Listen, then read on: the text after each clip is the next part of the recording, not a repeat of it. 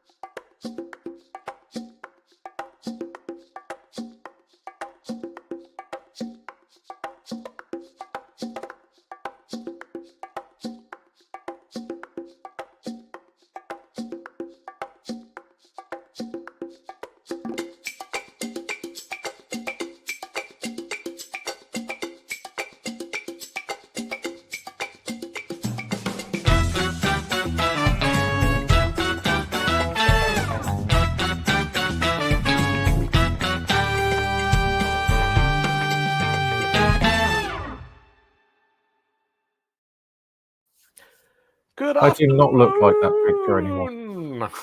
And welcome to Tech Bugs and Rock and Roll, a weekly live-streamed ramblecast about what's happening in the wonderful world of the internet and technology and music and things. My name's Dylan Beatty, but about 2 minutes ago I created a layer in a Photoshop project called Bauhaus Raster, and I think I'm going to call myself that for a bit. I can recommend choosing your own name for fun and profit. Yeah, it's great. It is. Yeah, I used to have fake names like for things, and then like there was that overlap when sometimes you had to make phone calls about things you'd done on the internet. And when I had to explain to the person at Demon that my name was Jazz Demon, I decided I was going to. Actually, the thing that clinched it for me was before that. It was a bulletin board meetup when I was at university and we were hanging out on bulletin board systems because social media hadn't been invented yet. And everyone's like, yeah, let's all meet up. Jeff says we're all very narrow on desktop YouTube. That's because Jeff is watching in portrait vertical mode. Should we huddle for Jeff? You shouldn't be watching in portrait mode on desktop, Jeff. That's not how desks work. Yeah, so he somehow found us in the streams. We did earlier. I figured, yeah. They got this wonderful thing on StreamYard that lets you do hybrid formats. I am keeping track of every layer on the conversation stack. They will all be popped. It is fine.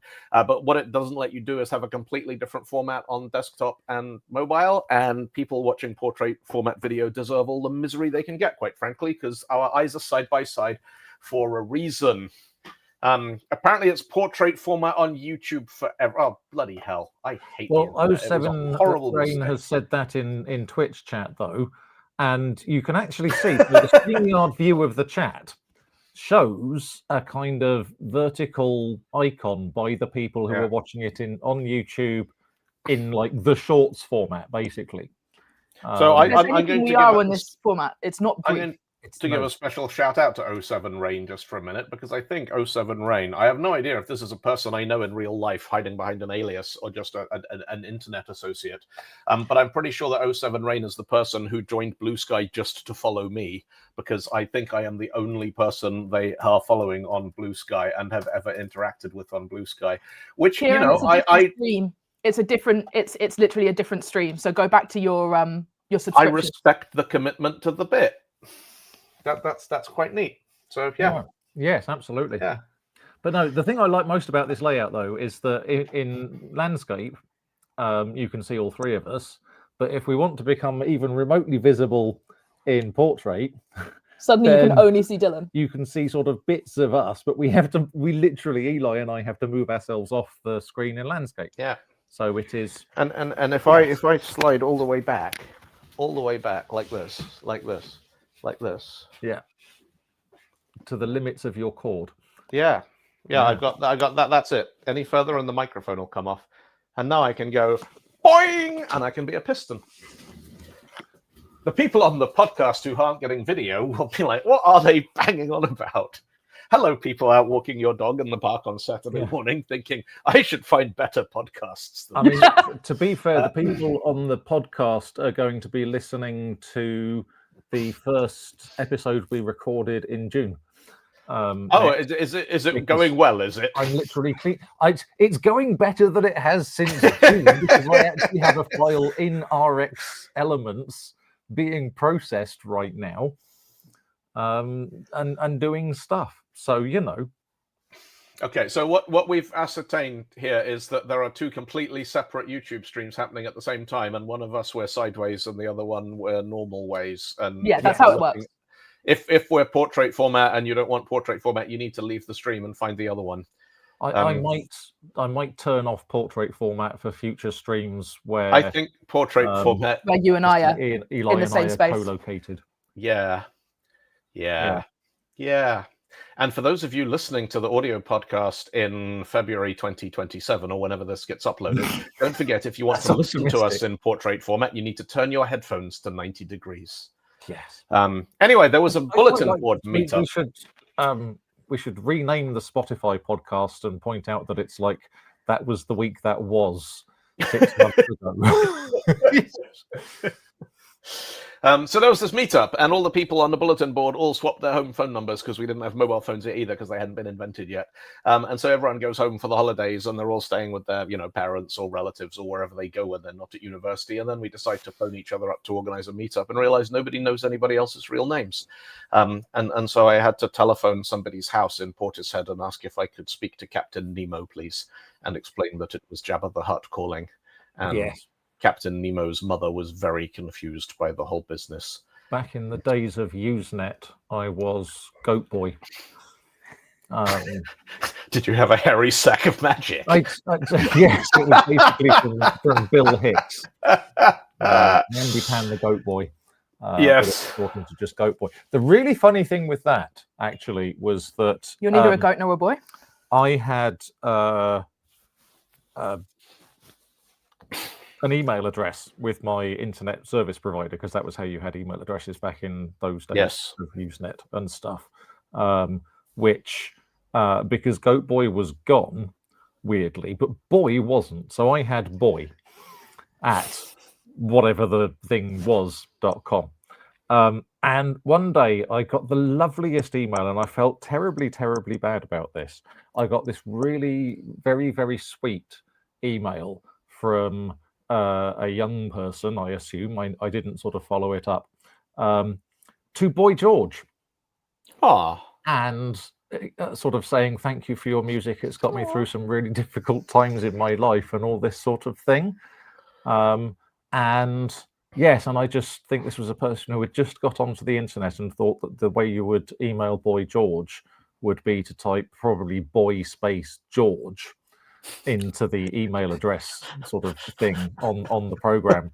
And so me and also whoever had managed to snag George at probably like both got CC'd on this email. Did you forward it on to Boy George? I tried to find Boy George's email address and everything, but this was like, Usenet days. So it's very difficult to find that sort of thing, or who Boy George's agent was, or whatever. And also, I mean, I was only like 21, 22 at the time, so yes. But yeah, I will always remember that email though, because it was quite lovely. I once the sort of that period where you could use email to do things that you didn't used to be able to do. There used to be a wonderful radio show on the BBC every Friday night, the Friday Rock Show with Tommy Vance, which was basically like how British people knew what heavy metal was. Yes. Because there wasn't a whole lot of mainstream coverage of hard rock and metal music. But Tommy Vance was the sort of standard bearer for this entire generation. And I used to record it. If I wasn't at home, I would put or get one of my parents to record it on tape so I could listen to it. And one night they played a genuinely wonderful song, like absolutely fantastic piece of music. And then the tape recording ran out before I found out. So all I got the whole song, and then I got Tommy Vance going, "That's a project that came out last year. It's called As Midnight Approaches, and it's very, very hard to get hold of," and then cut. And so I spent a couple of weeks like going around record shops in Bristol going, "As Midnight Approaches, Fred, you know what that is?" They're like, "Never heard of it, mate."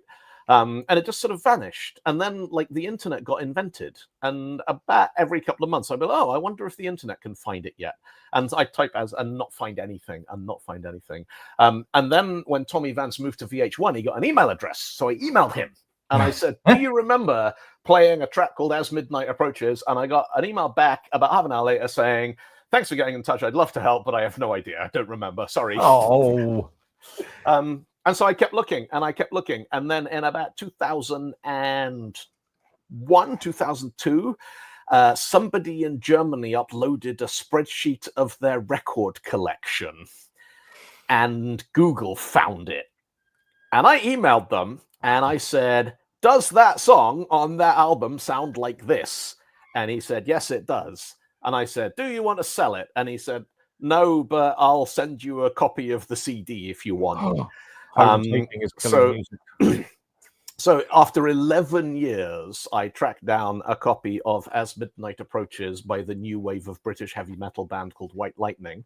And now it's on Spotify, and you can just type it in, and there it is, and you can listen to it. And it's great. The rest of the album, not so good, but that song, it's called London Nightlife. And it's just wonderful. Best use of violin in a heavy rock ballad I think I have ever heard. Yeah. So, yeah, if we ever want to cover a song that literally no one in the world has ever heard of ever, that would be a really good one. That's one of those stories you tell that to kids today and they won't believe you. I don't tell stories to kids today, or their parents ask what I'm doing with their children and why am I in the playground. That is true. Yeah. But no, the idea that you can't just kind of like go to your web browser and type whatever it is into the address, but you don't even have to go to the search engine anymore. Yeah. You just type it into the bar. Yeah. And it finds the thing you were looking for, who it's by, who's covered it, 7 videos with lyrics on YouTube, the genius.com page with the lyrics badly explained by people who have no idea what they're talking about, and about 1,000 YouTube shorts of people covering it with varying degrees of skill on mostly guitar, but also sometimes harp. So, you know, a band who I respect very much for this is the Sisters of Mercy, because about 20 years ago, maybe longer than that now, the Sisters of Mercy said, "We're not going to record anymore. We are going to continue to write new songs and we are going to tour, but we're not going to make records because it's not fun and we don't want to do it." And I vaguely know the guy who plays guitar with them now, Ben Christo, used to DJ at Decadence in Soho when I used to go there quite a lot. So I sort of vaguely know him. Weird coincidence, he also grew up in Bristol and we used to go to a lot of the same record shops about the same time, but clearly never bumped into each other. And when he has this wonderful interview that he did when he joined the band, and they're like, "You need to learn all our songs, but we've never recorded any of them or written them down." So he was tracking down like bootleg recordings that fans had made at the shows to learn the songs that he was going to have to play on stage with the Sisters of Mercy. Wow. But I do quite like the idea, like, if you want to see this, you got to go and see the band. You got to get a ticket and go and see it. You can't buy a record. You can't find the new stuff on streaming. It's not on YouTube or anything. You actually need to go out there and experience it. Because my insight into this process is still very fresh. I've only been sort of a musician for 3 years, so far as I am a musician. You are. But you are. I am, yes. But yeah, people who have never sort of recorded their part of a thing to be mixed together and produced and uploaded somewhere and whatever, would probably go, well, what's the difference between playing it live on stage and recording it? And you're just kind of like, oh my God. So just recording and over and over and over again, and someone going, can you just, and getting most of the way through like 24 bars and then buggering it up on the second to last note of the last bar and going, fuck it, and starting again. And how long, I mean, how many days do you think it takes to record like the average, let's say, metal 4-minute track? Because it's more than one day. It's really interesting. I know I can go down this rabbit hole all day, but it is very interesting looking at the contrast between the way different bands approach doing things. Because so Open Up and Say Ah by Poison, that famously, the album that actually came out, their debut release on a major record label, was recorded in 12 days, the entire album, because they had been playing these songs live in clubs and bars, so they knew they could go in and just play the song straight off. And the story goes that they had no money, and so they sort of got enough to go book a week of studio time and go in and record a demo. So they did that. And then the quality actually came out well enough that when they talked to the record company, they're like, well, you've still got the master tapes for this. We'll just put that on the album, and that's that. And so they knew exactly what they were going to do. And there are other, like when Joe Satriani did Surfing with the Alien, he was working as a studio engineer. So he was recording it in the gaps when no one else was using the studio he was working in. And so would plan out absolutely everything that had to happen once he got studio time, drums and keys and bass and all that kind of stuff. And I think Mike Oldfield did the same thing with Tubular Bells, same kind of story. He was recording it in a downtime when he was an engineer at Abbey Road. And the eponymous tubular bell was a thing that was being loaded onto a truck one day. And he was like, no, leave that here. Come and get it tomorrow. And then he used it overnight to put that part on. And that became... But then there's bands, you know, when Marillion go to make a new record, they're like, well, we're just going to go... Because they got their own studio. They're like, we're just going to go into the studio for 3 months, often with nothing. And we will write, and we'll write lyrics. And, you know, a couple of their albums, Steve Hogarth, their singer and lyricist, says, you know, he'd go in and listen to what the band were doing and kind of think and maybe come up with a melody. And then he would go away overnight and he would write words and then would come in the next day and fit the words over yesterday's kind of composition. And then the song would get built up like that. Yeah. And of course, you know, the Guy Pratt, who plays bass with David Gilmour in the last few Pink Floyd tours, is famous for being able to, like, the reason he was such a respected session player in the 80s and 90s was that you could play him a song once and then he could play it the second time and get it right. Yes. Just all the way through, straight off. Amazing facility to be able to recall structure and harmony and all these kinds of things. Yeah. And so if you need Guy Pratt to record a 4-minute song, it takes 8 minutes because he's got to listen to it once and then press record and then do it again. Famously, Guy Pratt, when he auditioned for Pink Floyd, which was just with David Gilmour, and turned up to Gilmour's studio on the river, and brought his bass with him, and Gilmour goes, no, I know you can play bass, sing. just wanted to see if he could do backing vocals at the same time as, you know, which he could.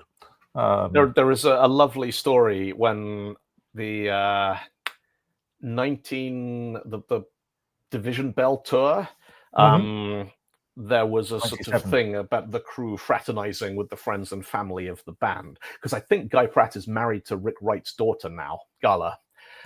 Yes. No, 94. Sorry. 94. Yeah. But at the time, he was like romantically involved with Sam Brown, who was one of their backing singers. And there'd been some flirtation between one of the road crew, one of the security crew, and one of the backing singers. And the member of the security crew was fired. And Guy Pratt went, all right, well, I guess that means that I'm all right and I have their blessing. And apparently David Gilmour said to him one day, no, don't take this what it is. It's just we can't rehearse a new bass player as quickly as we can replace a security guard. Yeah. But no. Yes. And then there's Def Leppard, who went into the studio to make Hysteria and basically invented the entire concept of high-fidelity direct injection guitars and using samples in rock music, and spent about $100 billion. And everyone went, this is going to be a disaster. And then it turned out to be one of the best records ever made and sold loads of copies, thanks to Pour Some Sugar on Me getting picked up by all the strip clubs in Florida. Yes. Oh, have you heard the New Testament album, by the way? I have not. That's rather good. I have my heavy rotation this week has been a singer called Ches Kane, who is a guitarist and singer from Wales, who's basically like channeling Vixen and all the classic 80s glam rock female-fronted Sunset Strip bands. Nice. And does that wonderful thing of when she sings, she sounds like she's from Hollywood, and then when she talks, she sounds like she's from Bangor. So, anyway, so, yes. What are we going to talk about in the remaining 2/3 of the show? Like handles and jazz demons and things. And then you mentioned strip clubs, and that's another way to have not knowing people's real names. Oh yeah. Yes. Anyway, yes. I've decided I'm going to be Bauhaus Rasta for a little while because I like that. I think it's got a nice ring to it. So yes. Yeah. So what's been happening? Did you see that Microsoft has declared war on Kevlin Henney? I did. And I think that's completely unnecessary. I know. Well, actually, although what they've really done is they've made it more difficult to capture Kevlin Hennies, because it's not straight away. You get 15 minutes from what I was reading on the article. They've upped the rarity of Kevlin Hennies. So yeah, they've raised the value. You have to be there when the Kevlin Henny happens to capture it. It's kind of like a meteor strike. Did I ever tell you about the time I was at the London XL for a conference or something? And XL's got like loads of things going on at the same time. And they had this huge video screen out the front, which at the top half had like display advertising for the tourist attractions. And then the bottom half had a kind of just a rotating text ticker of all the sort of corporate events taking place there that day. And as I turned the corner from the tube station, the top half was When Dinosaurs Ruled the Earth, and then the bottom half was the British Geriatric Society. And by the time I got my phone out, they had both changed. And the top one was like rotating through 5 different adverts every 40 seconds. There was like a sort of one of those, you had to wait for the orbits to line up. And I stood there for about 14 minutes. Like cicadas. For the two things to appear at the same time. I was like, right, snap, and I got it. Yeah. Explain the cicada, because I know what you mean, but for the people at home, explain the cicada reference. Cicadas have breeding cycles where like every so ever many number of years they'll come out and they'll be like really loud and whatever. I think, or like and but species, there's 2 different cohabiting species of cicadas. Like the number of years that they have is prime numbers because it's the least likely to overlap a lot with another species that has a different prime number. So you have like 5 and 7, or like 11 and 17, or whatever. 7 and 13 is the one in the United States. Yeah. And it reminds me of Jewish calendar years where it's like 7 out of 17 years we have a leap month or something like that. It's like 2 prime numbers. Yeah. Yes. Yeah. Wow. But yeah, so you get like once every however often it is, and it's very, very rare. You get a cicada season in the northern Americas, where both of them are out at the same time. And this is also what makes RSA work. But then the population plummets in the following years because they were competing for space. There was not enough resources. Yeah. And then it corrects over the next kind of like 70 years or whatever it is. Yeah. And oh, that's interesting. I did not know that about maths. It's everywhere. But anyways, Kevlin Hennies. So Kevlin, as well as being a human man, has become allegedly sort of shorthand for this. Originated with him photographing error messages that appeared in public places, like when a cash machine crashes. And it's got a Windows blue screen of death. That's a Kevlin Henney. And he did a talk about these, prominent failures of software in public places. Yeah. And then people on Twitter started sending him one every time. And then it's just became like, oh, I saw a Kevlin today. and it either you saw Kevlin the person, or you saw an error message somewhere that there shouldn't have been an error message. But Microsoft has announced a new kiosk mode in Windows that means the blue screen of death only stays on screen for 15 seconds and then goes dark, which, yes, means that you'll need to time it very carefully if you want to be able to photograph a blue screen on a railway board display. And although that is going to require all of these things to upgrade to the very latest version of Windows, and considering that a very, very large number of them are still running XP, it could take a while before we stop seeing those delightful things. Yes. There's a couple of projects that my company are looking at, and when you get to see some of the technology that is holding up very important bits of very, very valuable companies or organizations or whatever, and it's like, why is that still running that thing? And it's like, because it works. And we tried replacing it with it. We tested another thing to see if it would replace it, and it was oh so very much worse. And so it's not on the internet. It doesn't need to do anything. It just sits there and it cycles through these things. And once every 15 years, we replace the monitors. Yeah. And they're on VGA cables. I had a fun. So one of the things that I've always been sort of interested in is having, over the years, inherited various systems when I started jobs or took over projects. And you're like, what is this? Is it important? We don't know. Who's it for? We don't know. It has no logging, no metrics, no documentation, no nothing. So you know what's called the scream test, which is you switch it off and wait for someone to scream. And when they do, they're automatically promoted to product owner. Yeah. And I discovered the hard way. It used to be like, well, let's turn it off and give it till the end of the week. Then one day I turned off a system. Nobody screamed. We gave it a couple of weeks. Nobody screamed. So we properly shut it down. And then it got to the end of year accounts and somebody started screaming.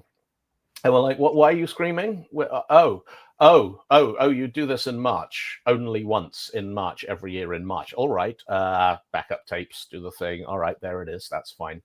But last week I had to, my MasterCard for my company expired, which means all the things that run on that card need a new card putting into them.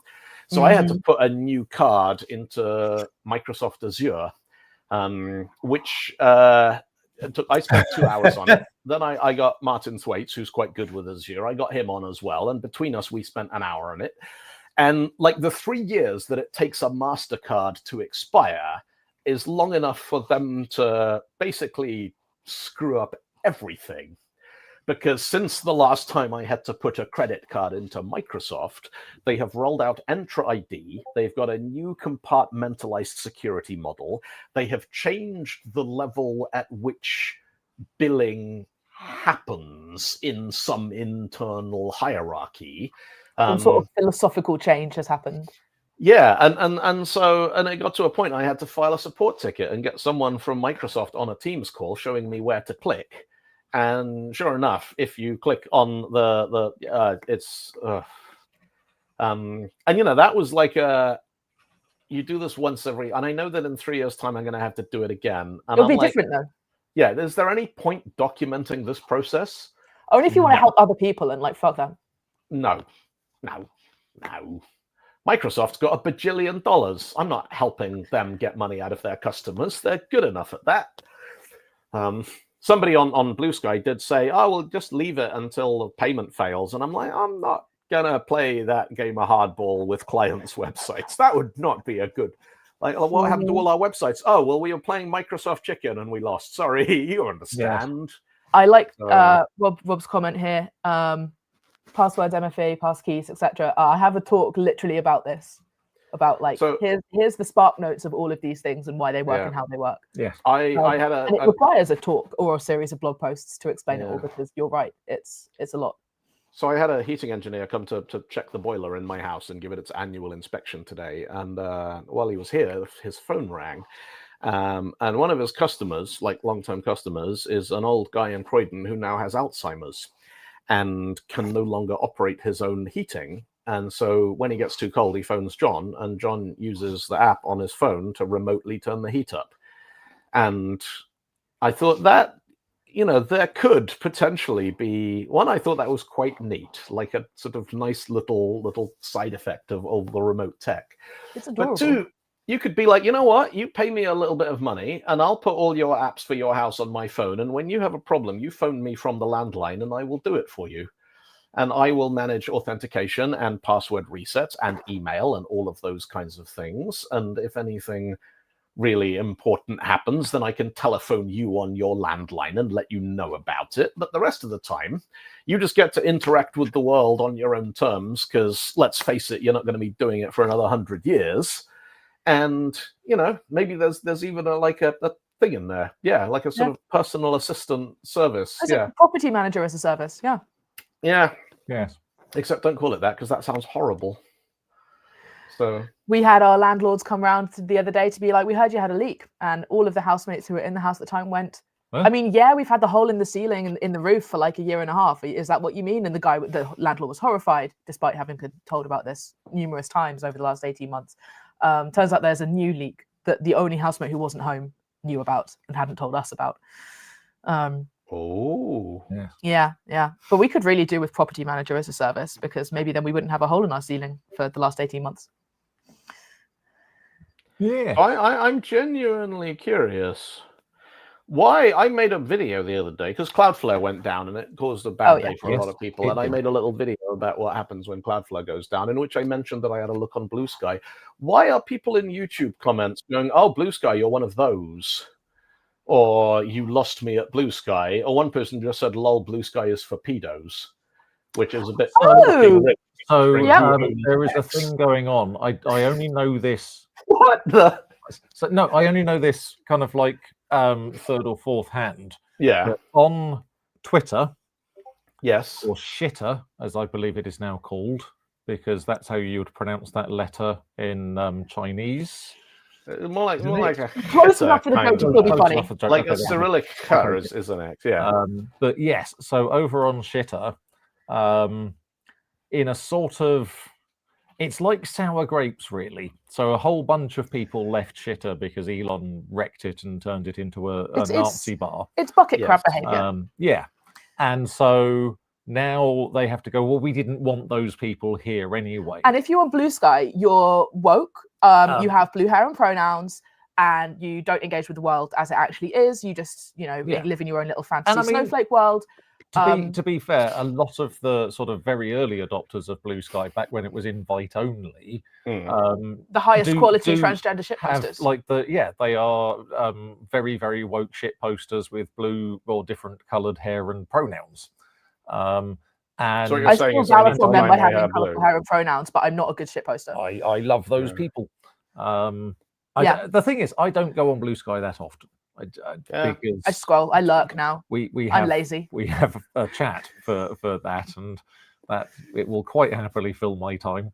But I have very, very occasionally somebody will link to something on X where I'm kind of like, bollocks, I need to click that link and I need to go in there. Yeah. I sort of duck my head in out of morbid curiosity every now and then. And it is just a whole load of like omega males calling each other beta and themselves alpha and not they've realizing got more complex gender ideology than we do. They really the whole hierarchy thing that they've got going is insane, and the Greek alphabet just doesn't have enough letters to categorize them accurately, as far as I can tell. So the Spark Notes is that by being on Blue Sky and admitting to being on Blue Sky, you have signaled that you are worthy of contempt. Yes. And that you're a beta cuck. Yeah. And that you've thrown in your lot with the degenerate transgenders and are therefore a paedophile. Yes, and a groomer. Yeah. Yeah. Because obviously the groomers are the ones who are sort of looking on with interest as the whole of the American establishment panics about who, and quite to be fair, certain members of the British establishment at the highest possible levels, about who is in some files and emails and everything else. But no, we're groomers. Yeah. So that explains it. So the people leaving YouTube comments about, oh, you're on Blue Sky, are the people who like Twitter and are doubling down on it. Yes. Yeah. Yes. All right. With a specific political bent. So yes. But Yes. I thought it was particularly funny that Cloudflare took down X but didn't take down Blue Sky. Yes. Especially because I think it was 2 weeks previously when AWS had their little US East 1 outage. Elon Musk was kind of crowing about how Shitter was resilient to cloud outages, except Cloudflare, apparently. Yeah, no, it was kind of, as I described in the YouTube video I made. It's that moment of, oh, a website's down. Oh crap, it's really down. Oh look, the thing that tells me if the websites are down is also down. Someone has now registered down detector. I saw that. Yeah. I did think, like, the Esprit d'Escalier, I thought afterwards that I could have registered, is down detector down for everyone or just me.com? I think it's down for everyone or just me, down for everyone or just me. That all the jokes got made in my work Slack. Yeah. But it was, the thing that I need to happen though is get you Llewellyn, definitely get yourself a Blue Sky account. Blue Sky is where the nice people went. And some of the mean ones, but they're usually funny. Yeah, and I mean they're good mean. And you occasionally get some of the mean people turn up and try and kind of find their footing and failing miserably, and it's lovely to watch. Fun. And that is a brilliant quote that Origami Marie, when AWS is down, everybody laughs. When Cloudflare is down, nobody laughs, because where they would laugh is down. Well, Blue Sky was up, and Signal was up, and YouTube was up, so much laughing was had. Yes. But no, I want the proper kind of post-mortem from Cloudflare, because all they've said so far is it was a config thing, it was a wasn't it? latent bug, which means it was something that could actually have triggered at any point, and it's been in the code base for ages, but it just never actually got the right the stars didn't align. The various booleans involved in its invocation never all turned to truth. But they haven't said what the component is or what it's related to. Oh, have you not read the postmortem on it? The Cloudflare not thing? Yet. Was it DNS? That's all I care about. It was not DNS. So what happened was that a configuration file that contains definitions for one of their bot detection services. Yes. They rolled out a config file which had more entries than the parser could cope with. The thing which loads the config had some hard-coded limits. And then it stopped being handled? And so this was the latent bug, was that if you give this thing too many configs, it invokes now there's a thing, I am not a Rust developer, but as I understand it, in Rust, everything returns like a tuple of did it succeed or not, and if it succeeded, the thing you want is in the other bit of the tuple. Union type, but yes. There is it's like a union type, and there is a function in Rust called unwrap, which says, I don't care if it went wrong, just give me the good stuff. Yes. Which has got some controversy about you shouldn't be using unwrap in production code, and other people going, well, no, you actually should use unwrap in production code if the error condition would be unrecoverable anyway. Then, like if you try to detect whether the hard drive exists and it doesn't, there's not a whole lot you can do at that point. And so there's no point catching the error because you got nowhere to put it because you don't have a hard drive, kind of thing. Yeah. In any software, there are the things that are like, look, we can catch this exception, but at that point, we don't have a network or a disk or a brain or a screen. So where are we going to put it exactly? This is where my naming skills would have come in handy, because if I had written the .unwrap function, it would be called something like .lol or possibly YOLO. I was going to say YOLO. And I would have shipped that to production, and it would be too late now to change it. Yes. I do think that there is value. Something that I said in a talk I did years ago is that the log levels, log.info, log.trace, log.warn, log.debug, they should be called like log. Just saying hi, log. Tell me if this happens 100 times, log. Wake up my boss at 4 a.m. on a Sunday. So that you're like, what? How bad is this? Log. New passport and leave the country. Yeah. It was nice knowing you. Yes. Anyway, yes, so there's a bunch of code in the thing which parses the definition file for the bot check, which is part of almost everything that basically all the traffic that flows through Cloudflare. Yes. Now, the thing which made it such a weird error to track down is that the definition file is procedurally generated, and there are multiple nodes in the cluster that generates these files, any of which can generate the latest definition file and stick it in the big shared bucket for all the others to pick up. And the change which caused the large file to be generated was propagating across their network at the point it happened, which took about 30 minutes. So for about half an hour, if the machine which generated the latest definition file was running the old code, you got a small file which worked, and so the service was up. But then when one of the upgraded nodes generated an updated definition file, that one would be too big, and so all the things that ingested it would crash, and so those nodes would become unavailable. And so you got this incredibly, they even said, our first thought looking at the behavior was we thought it was a massive DDoS attack. But it turns out they just oopsied and broke it, and the bug had been there all along. So, but yeah, it was a pretty good, very, very interesting and transparent post-mortem about this is what happened and this is why. But it does get you back to the whole thing of, are we better or worse off with Cloudflare than if you weren't using it at all? Because I got a bunch of sites running behind Cloudflare which became unavailable. Yes. And the mitigation plan is, step one is you log into Cloudflare and you bypass traffic proxying so that it just goes straight to your thing. I see an issue with it already. Step two is that you update the DNS, except the DNS is also on Cloudflare because Cloudflare is actually a really good DNS provider. And so you're sort of like, well, I guess we ignore it for 2 hours and see if they fix it. And if it's not back by this time tomorrow, you go into GoDaddy and you update the name servers to point to somebody else. And then you hope that whatever Cloudflare was mitigating you against doesn't happen while you think of a new one. Yeah. Everyone's like, oh, you should have a backup. You should have. I'm like, I'm not running a redundant failover on Akamai just for a handful of relatively low value websites. No. They were down. So was everything else. If those websites being down was any of your customers or clients' biggest problem that day, then you probably would have a mitigation plan in place. But if it wasn't, then you're probably fine.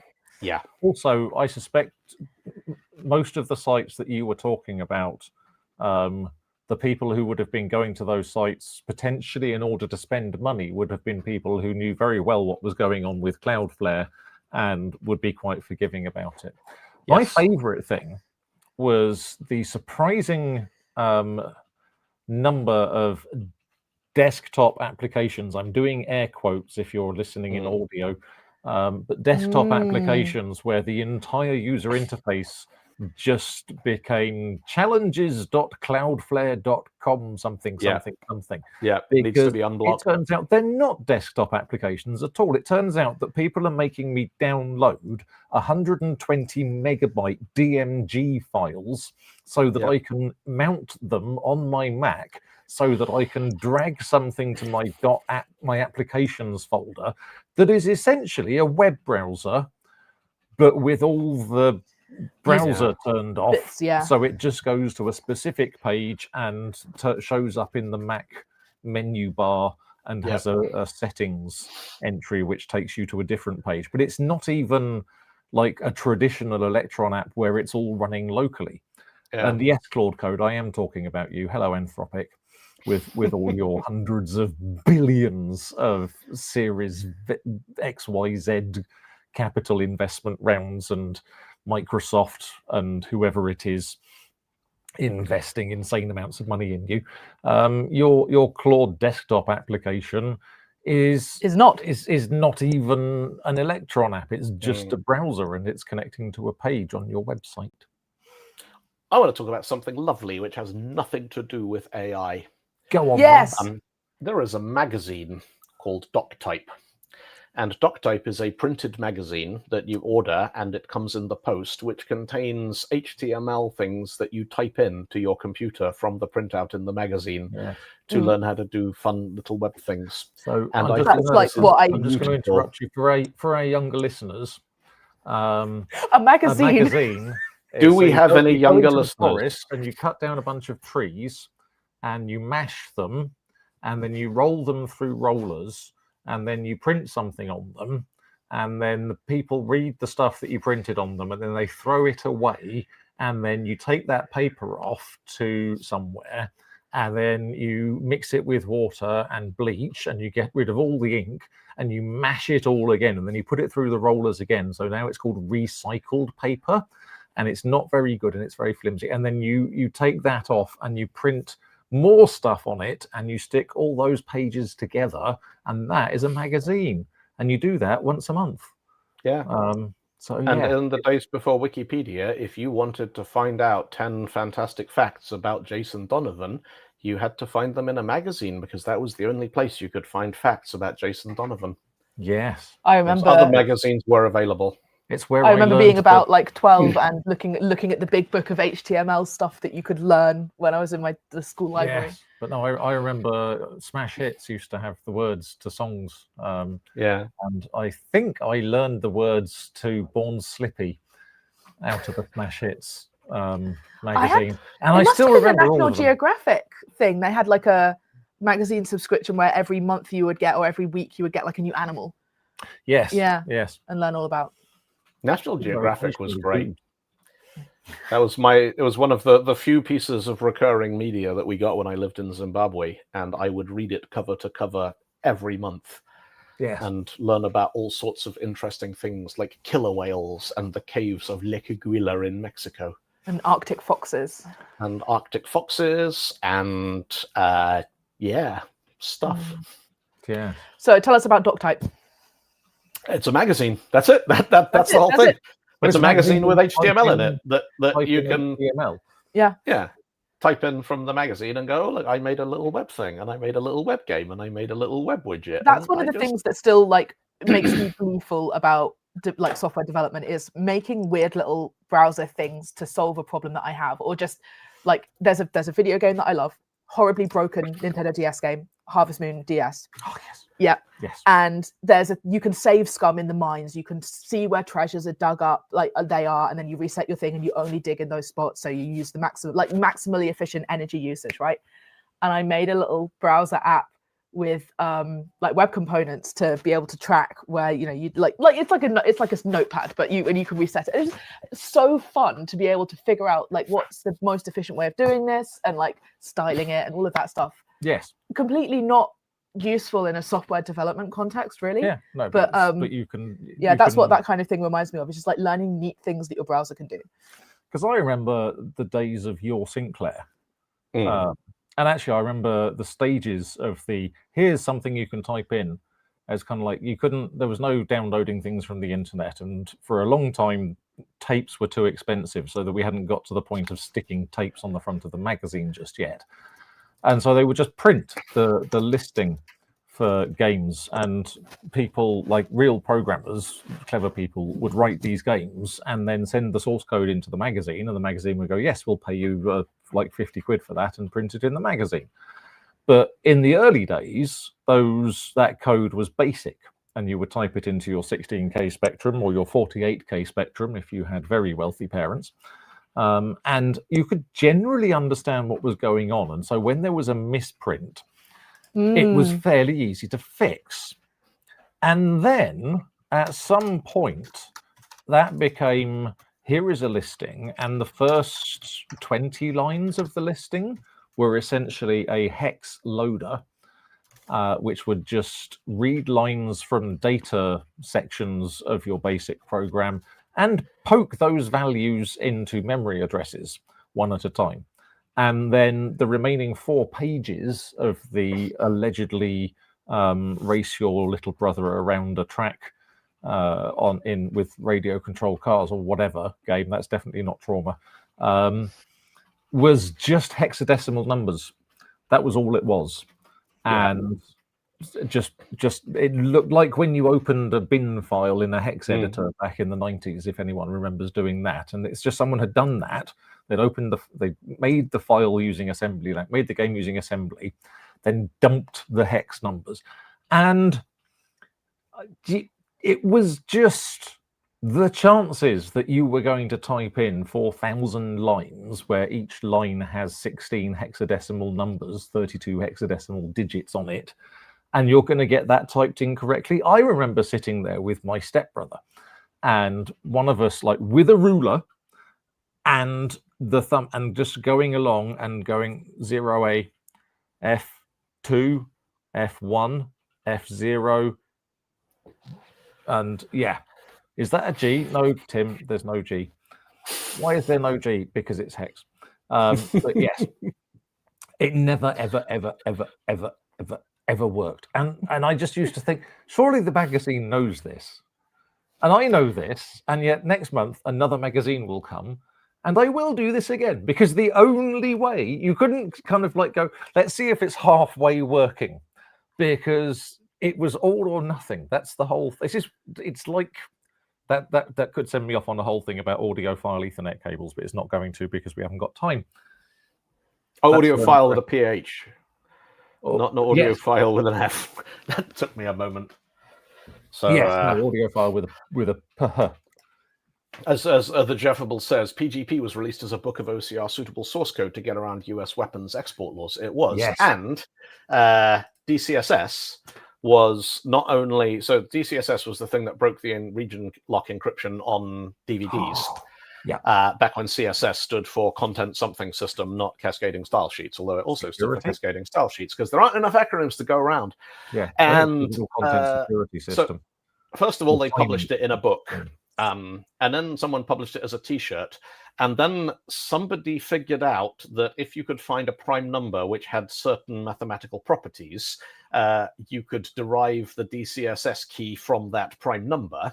Yes. And they did. And they said, according to the United States Digital Millennium Copyright Act, this prime number is now illegal to possess.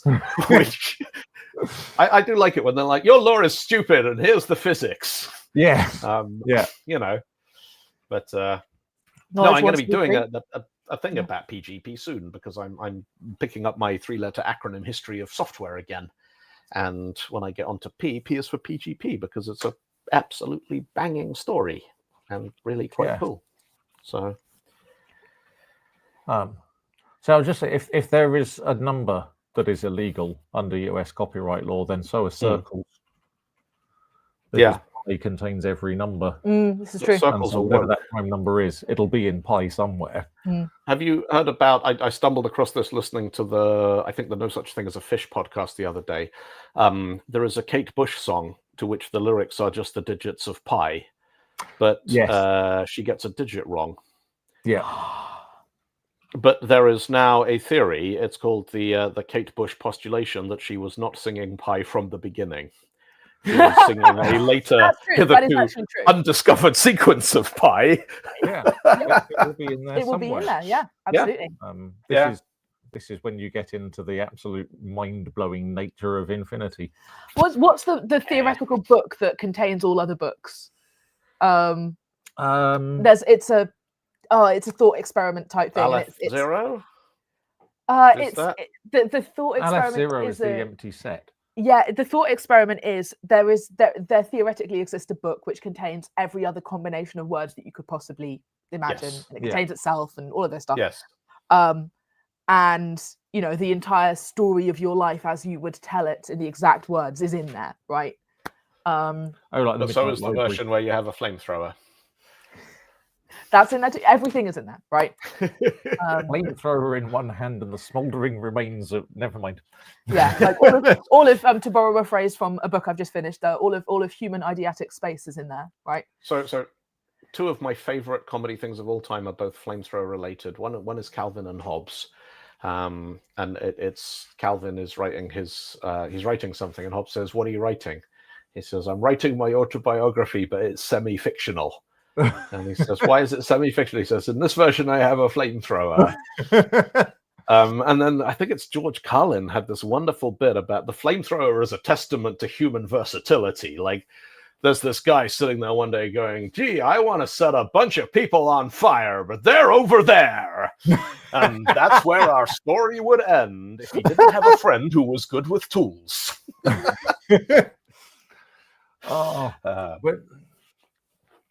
Yes, when I was very little, we had a very kind of a quintessentially British flamethrower Yes.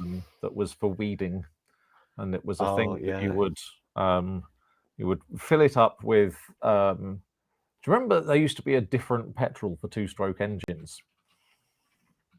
No. I think there used to be a different petrol. It was like a Yeah. lower octane or something, because there were Okay, yeah. two-stroke engines as well as four-stroke engines, and it made a different smell and everything. Anyway, you specifically used this different petrol, probably because it was less flammable. I don't know. But yeah, and it was like flame came out of the end, and we used it for weeding. And then one year, my father decided to use it for clearing leaves from the steps at the back of our garden that went down to the public park, because we had a gate out onto a public park, which is much less posh than it sounds, because this was in Hastings. So, But yes, and he went, I'm just going to burn the leaves out rather than sweep them all the way down and then bag them up. And everything caught fire. The whole of the back of the garden caught fire, and much of it was wooden, particularly a summer house that was about halfway down those steps. so two-stroke is ordinary petrol, gasoline, but mixed with lubricating oil.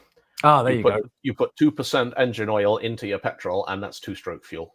Right. So there we go. That's what it Yeah. was, because it was the There we same go. stuff you put in the lawnmower. I just Yeah. remember that. Yeah. Yes. Which also has a two-stroke engine. So It does. Yes. yes. And also, so just before we finish, I would like to shout out that Google DeepMind have brought the AI story full circle, according to something I was reading this morning. So DeepMind have released another sort of in their series of things that very good at chess, very good at Go, very good at folding proteins, and now very good at theoretical mathematical proofs. I need to go away and do some reading on that. You need to go. Yes, I did put the link in the. That could be very relevant to upcoming events that we have in our collective future. Yes. Yes. But no, because it turns out that 1 + 1 = 2 is not in fact self-evident, and Bertrand Russell published a 500-page book proving it.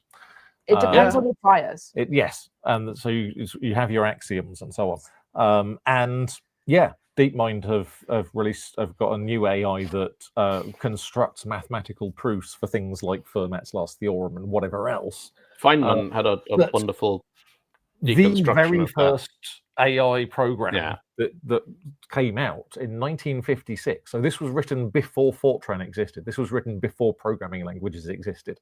Was called The Logic Theorist, and it recreated, but from sort of scratch, first principles, the mathematical. I think most of the 250 something mathematical proofs from Bertrand Russell and that other guy who did a bunch of them with Bertrand Russell. And yeah, so here we are. Yes. You know who I mean. Yes, I do, and it bugs me because I was reading this yesterday, and there was a hole in my brain. My brain is saying sure, but I don't think it is. No, not as in Shaw's algorithm. Arthur Sellers. Yes, that sounds right. I was going to say Cavendish, but I don't know where I got that from. Whitehead, Alfred Whitehead. Whitehead. There you go. Oh, that would explain who Arthur Sellers is. Yeah. But yes, and so 70 years later, we've come full circle, and we've recreated the logic theorist, but it's all maths, much bigger all maths, baby, all the way down. It is. Yeah, I just finished There Is No Anti-Memetics Division, and that's all about maths. It's all about maths. I rage quit it because I'm listening to the Audible version, and I was listening to it in bed last night. And for the parts which are redacted in print, they have this clanky where I went, this doesn't work very well. Yeah. And there is like 4 minutes of just horrible glitchy noise, and I went, no, I'm sorry. It doesn't recur, but yes. Yeah, if you just do the 30 seconds at a time thing. I agree. I powered through it because I knew it probably wasn't going to last that long, but I agree it doesn't work very well. At that point, I'm like, if you're prepared to do this to me, I'm not going to hang around and find out what else you're prepared to do to me over the rest of this book. I trusted you. That is it. That's all it is. No. It's just that. Okay, it doesn't happen very often. I really enjoyed it. Advent of Code. Yes. This would be like those people who said you should watch Lost because it's quite good. No. Listen, I'm not a cop. Do what you want. I enjoyed it. It's not as bad as when I was trying to listen to Andy Serkis read The Lord of the Rings, and then I realised that whereas when I read The Lord of the Rings, I skip the bits in italics because they're boring. Oh yeah. Andy Serkis sings them with no accompaniment. Skip. So, yes. My remaining Audible credit from having signed up, I got the first Laundry Files book, so I'm very excited to start that. Oh yes. So, question from Llewellyn. Are we going to do Advent Code? Advent Code this year? So my plan is, Advent Code this year is only 12 days. Which is much better. My plan is to do those 12 days starting after they're finished. Because I'm busy the first week in December, I'm at Build Stuff and I have a bunch of things to do. So what I'm thinking is that on December the 12th, I will start with day 1 and run through till Christmas Eve.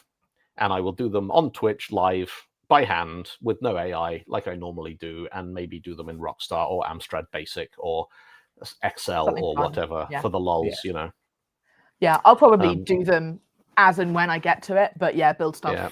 I'm not when I Build Stuff, it's going to be 100% Build Stuff.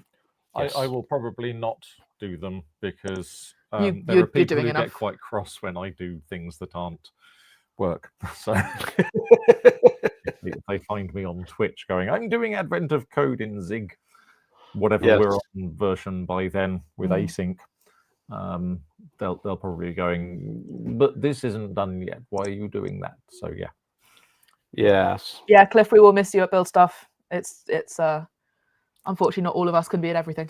Elements of Build Stuff may be broadcast live in various channels, exclusive locations, channels and formats. Right, I'm going to go and make a pixel font because I don't know how to stop. Fair enough. Yeah, I understand that entirely. I'm going to drink some coffee, I think. Yes. Feels like a plan. So yes, thank you all for joining us. If you joined us, sod you if you didn't. I'm just about to upload an episode to Spotify. Oh my god! So yes, they get to hear the first episode from June. So I think next week's just a normal week. I think we're all around, and the week after that, we're all going to be in Vilnius at Build Stuff. I think we might be in the keynote. Yeah, we're going to be in a keynote at that point. The pre-party keynote. The pre-party boy. So we will not be Tech Bugs and Rock and Rolling. We will not. We could maybe find time to do it deeply hungover on the Friday, although we won't want to be too hungover because we're doing a gig that night. So we are. We're doing a mystery gig. We'll do something maybe. Who knows? It's a secret gig. It's so secret that even the band don't know where it is because apparently it's all fine. Just in time organization. Vax Headroom, just for the username. That is epic. I love it. That is excellent. Yes. Yes. Really, really good. Yes. Well done. Righty-ho. You folks all have a lovely week out there. You look after each other, and we will catch you next time. Bye-bye.